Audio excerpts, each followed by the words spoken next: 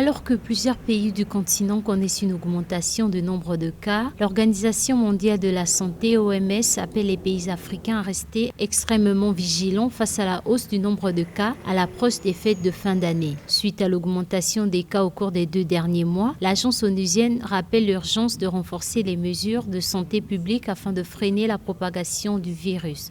Dr Richard Miogo, coordinateur des vaccins de l'OMS pour l'Afrique, déclare que la hausse des infections au Covid-19 et la saison des fêtes représentent une combinaison inquiétante.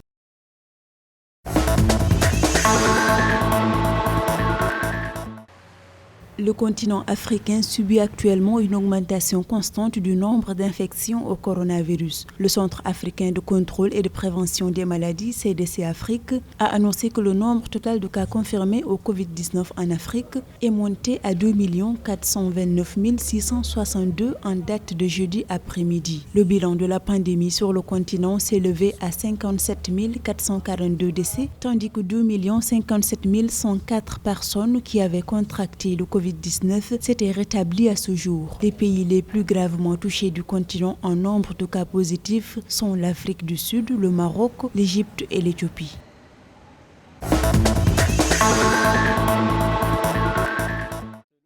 La Chine a annoncé faire une donation à la Guinée-Bissau. Cette aide de 2600 tonnes de riz interviendra au premier semestre de 2021 afin d'atténuer la crise alimentaire provoquée par la pandémie du Covid-19. Guo Ce, ambassadeur de Chine en Guinée-Bissau, a annoncé qu'il y aura 2600 tonnes de riz et espère qu'au cours du premier semestre de l'année prochaine, ce don arrivera à Bissau. Pour le représentant de la Chine, son pays est prêt à collaborer avec la Guinée-Bissau pour élargir encore les domaines de coopération bilatérale et à rechercher le potentiel de leur coopération.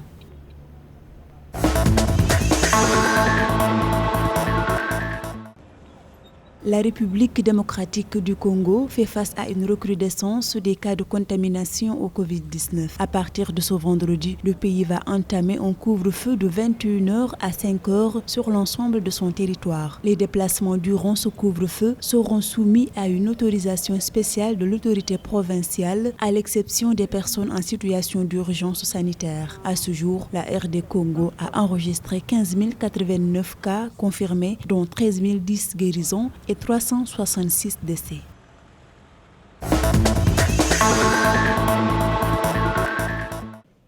Face à la hausse des cas, l'Union africaine exhorte ses États membres à donner la priorité au déploiement des tests antigéniques rapides dans le cadre d'un effort urgent pour augmenter la capacité nationale de dépistage au Covid-19 et mieux gérer la pandémie. Suite à la seconde vague d'infection que connaît l'Afrique, l'UA appelle à plus de prudence sur le continent. Le Centre africain de contrôle et de prévention des maladies, CDC Afrique, et ses partenaires ont publié un nouveau guide sur l'utilisation des tests antigéniques rapides pour la réponse au Covid-19.